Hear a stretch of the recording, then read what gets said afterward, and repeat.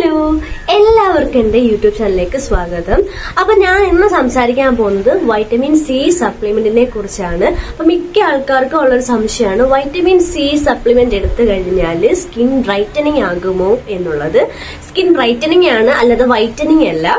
Okay, അപ്പം അതിനെ കുറിച്ചാണ് ഞാനിന്ന് സംസാരിക്കാൻ പോകുന്നത്. വൈറ്റമിൻ സി സപ്ലിമെന്റ് എടുത്തുകൊണ്ടിരിക്കുന്ന ആൾക്കാർക്ക് പോലും ചില രീതിയിൽ സംശയങ്ങൾ ഉണ്ടാവും. അതിനകത്ത് മെയിൻ ആയിട്ട് ഒന്നാണ് കിഡ്നി സ്റ്റോൺ ഉണ്ടാകുമോ എന്നുള്ളത്. രണ്ടാമത്തേന്ന് പറയുന്നത് ഇത് എത്ര നാൾ എടുക്കണം, അതുപോലെ തന്നെ ഇത് എത്ര നാൾ എടുത്തു കഴിഞ്ഞാലാണ് നമുക്ക് വിഷ്വലി ആ ഒരു റിസൾട്ട് കാണാനായിട്ട് പറ്റുന്നത് എന്നൊക്കെയുള്ളത്. അപ്പൊ ഇതിനെയൊക്കെ ബേസ് ചെയ്തിട്ടുള്ള ഒരു വീഡിയോ ആണ് ഇത്. അപ്പം വീഡിയോ സ്റ്റാർട്ട് ചെയ്യുന്നതിന് മുന്നായിട്ട് ഞാൻ ഏത് വൈറ്റമിൻ സി സപ്ലിമെന്റ് ആണ് യൂസ് ആക്കുന്നതെന്നുള്ളത് പറയാം. ലിംസിയുടെ ചുവപ്പ് വൈറ്റമിൻ സി ടാബ്ലറ്റ് ആണ് ഞാൻ യൂസ് ചെയ്യുന്നത്. അത് 500 mg ആണ്. നമ്മുടെ ഒരു ഓറഞ്ച് ഫ്ലേവർ ആണ് അതിനുള്ളത്. മിഠായി കഴിക്കുന്നത് പോലെ നമുക്ക് കഴിക്കാനായിട്ട് പറ്റും. ഒട്ടുമിക്ക ആൾക്കാർക്കും വൈറ്റമിൻ സി എന്താണെന്നുള്ളത് അറിയാം. അപ്പൊ അറിയാത്ത ആൾക്കാർക്ക് വേണ്ടിയിട്ട് ഞാൻ ജസ്റ്റ് ഒന്ന് എക്സ്പ്ലെയിൻ ചെയ്യാം. വൈറ്റമിൻ സി എന്ന് പറയുന്ന ഒരു ആന്റി ഓക്സിഡന്റ് ആണ്. നമ്മുടെ ബോഡിയിൽ അലിഞ്ഞു ചേരുന്ന ഒരു സോല്യൂബിൾ ആയിട്ടുള്ള ആന്റി ഓക്സിഡന്റ് ആണ് വൈറ്റമിൻ സി എന്ന് പറയുന്നത്. അപ്പം ഈ വൈറ്റമിൻ സി ഡെഫിഷ്യൻസി കാരണത്താൽ നമുക്ക് ഉണ്ടാക്കുന്നത് ടയർഡ്നെസ് ഉണ്ടാകാറുണ്ട്. അതേപോലെ ഇമ്മ്യൂണിറ്റി ഭയങ്കരമായിട്ട് കുറയാറുണ്ട്. പിന്നെ ഓർമ്മശക്തി, ഇതിനൊക്കെ നമുക്ക് പ്രശ്നം വരാറുണ്ട്. വൈറ്റമിൻ സിയുടെ സോഴ്സ് എവിടുന്നാന്ന് ചോദിച്ചാല് ഫസ്റ്റ് തിങ് നെല്ലിക്ക, നാരങ്ങ, അതുപോലെ തന്നെ ക്യാപ്സിക്കം, ക്യാബേജ്, ഈ സാധനങ്ങളിൽ നിന്നൊക്കെയാണ് നമുക്ക് വൈറ്റമിൻ സി കിട്ടുന്നത്. ഫുഡിൽ നിന്ന് നമുക്ക് പ്രോപ്പർ ആയിട്ടുള്ള വൈറ്റമിൻ സി കിട്ടുന്നില്ല. അപ്പൊ നമുക്ക് വൈറ്റമിൻ സി ഡെഫിഷ്യൻസി ഉണ്ടാകാനുള്ള ചാൻസ് ഉണ്ട്. ഇതിന്റെ കാരണം എന്തെന്ന് വെച്ചാൽ നമ്മുടെ ബോഡിയിൽ നിന്ന് താനെ വൈറ്റമിൻ സി പ്രൊഡ്യൂസ് ചെയ്യത്തില്ല. നമ്മൾ എന്തൊക്കെയാണോ ഇൻടേക്ക് ചെയ്യുന്നത് അതിൽ നിന്നൊക്കെ മാത്രമേ വൈറ്റമിൻ സി പ്രോപ്പർ ആയിട്ട് കിട്ടത്തുള്ളൂ. ഇപ്പൊ നമ്മളിപ്പോ ഒരു നെല്ലിക്ക കഴിക്കുകയെന്നുണ്ടെങ്കിൽ 70% മാത്രമേ നമുക്ക് എന്ത് കിട്ടത്തുള്ളൂ, ആ ഒരു വൈറ്റമിൻ സി എഫക്റ്റ് നമ്മുടെ ബോഡിക്ക് കിട്ടത്തുള്ളൂ. ഇത് എത്ര നാൾ എടുക്കണം എന്നുള്ളതാണ് മിക്ക ആൾക്കാരുടെ സംശയം. ഈ സംശയം എനിക്കും ഉണ്ടായിരുന്നു. അപ്പം നമ്മള് വൈറ്റമിൻ സി എന്ന് പറയുന്നത് കോൺസ്റ്റന്റ് ആയിട്ട്, അതായത് നമ്മൾ ഡെയിലി എടുക്കേണ്ട ഒരു ടാബ്ലറ്റ് ആണ്. നേരത്തെ പറഞ്ഞതുപോലെ നമ്മുടെ ബോഡിയായിട്ട് ഇത് വൈറ്റമിൻ സി പ്രൊഡ്യൂസ് ചെയ്യില്ല. നമ്മൾ എന്തൊക്കെ ഫുഡാണ് എടുക്കുന്നത് അതിൽ നിന്ന് മാത്രമേ നമുക്ക് വൈറ്റമിൻ സി കിട്ടത്തുള്ളൂ. അതുപോലെ തന്നെ ഇപ്പൊ ഞാൻ ഒരു എക്സാമ്പിൾ വെച്ച് പറയുകയാണെങ്കിൽ 500 mg ആണ് ഞാനിപ്പോൾ എടുക്കുന്നതെന്നുണ്ടെങ്കിൽ 400 mg മാത്രമേ എന്ത് ചെയ്യത്തുള്ളൂ, നമ്മുടെ ബോഡി അബ്സോർബ് ചെയ്യത്തുള്ളൂ. ബാക്കിയെല്ലാം യൂറിൻ വഴി എക്സ്ക്രീറ്റ് ചെയ്ത് പോത്തതേ ഉള്ളൂ. അതുകൊണ്ട് തന്നെ വൈറ്റമിൻ സി ടാബ്ലറ്റ് എന്നും നമുക്ക് എടുക്കാനായിട്ട് പറ്റും. നെക്സ്റ്റ്, എല്ലാവർക്കും ഉള്ളൊരു സംശയമാണ് വൈറ്റമിൻ സി ടാബ്ലറ്റ് എടുക്കുമ്പോൾ കിഡ്നി സ്റ്റോൺ ഉണ്ടാകുമോ എന്നുള്ളത്. കല്ല് എങ്ങനെയാണ് ഉണ്ടാകുന്നതിനെ കുറിച്ച് ഞാൻ ആദ്യം പറയാം.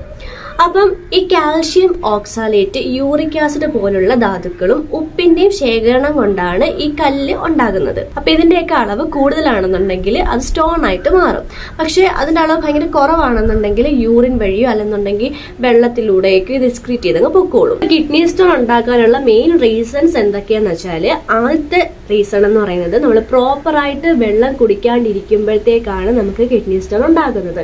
രണ്ടാമത്തെ റീസൺ എന്ന് വെച്ചാൽ ഉപ്പും മധുരവും ഒക്കെ ഒത്തിരി എടുക്കുന്ന ഒരു വ്യക്തിയാണെന്നുണ്ടെങ്കിൽ ആ ആൾക്കും കിഡ്നി സ്റ്റോൺ വരാനുള്ള ചാൻസ് കൂടുതലാണ്.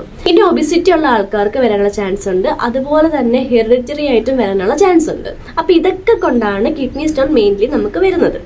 അല്ലാണ്ട് ഇപ്പൊ ഒരു വൈറ്റമിൻ സി ടാബ്ലറ്റ് എടുക്കുന്ന ഒരു വ്യക്തി പ്രോപ്പർ ആയിട്ട് വെള്ളം കുടിച്ചില്ല എന്നുണ്ടെങ്കിൽ എന്ത് സംഭവിക്കാം, മേ ബി അവർക്ക് കിഡ്നി സ്റ്റോൺ വരാനുള്ള ചാൻസ് ഉണ്ട്. അതും മീൻസ് കിഡ്നി സ്റ്റോണും വൈറ്റമിൻ സിയും ആയിട്ട് ഒരു റിലേഷനും ഇല്ല. അതുപോലെ തന്നെ ഒത്തിരി സ്റ്റഡീസ് നടത്തിയിട്ടുണ്ട് വൈറ്റമിൻ സിയും കിഡ്നി സ്റ്റോണുമായിട്ട് എന്തെങ്കിലും റിലേഷൻ ഉണ്ടോ എന്നുള്ളത്.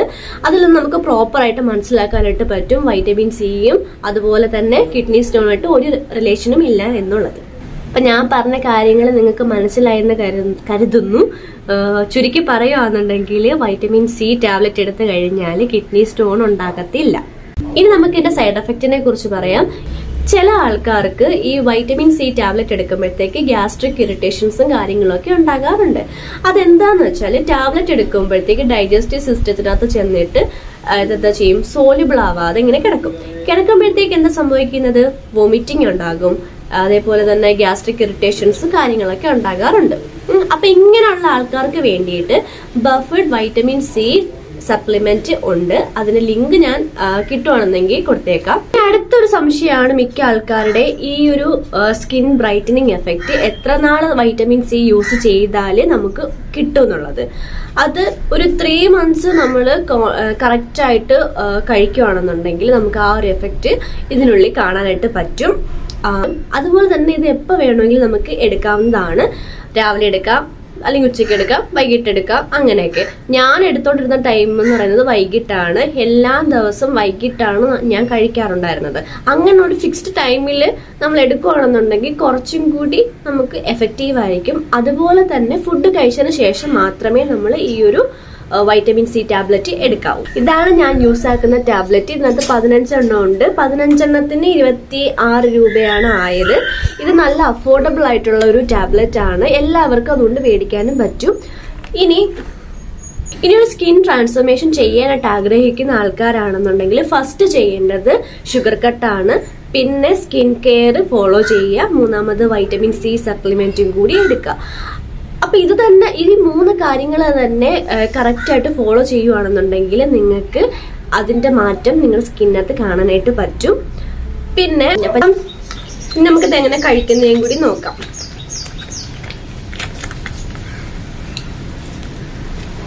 സംഭവം എന്താ ഇതേപോലെയാണ് ഇരിക്കുന്നത്. ഒരു ഓറഞ്ച് ടാബ്ലറ്റ് ആണ്. ഓറഞ്ചിന്റെ ഫ്ലേവർ തന്നെ ആയിരിക്കും.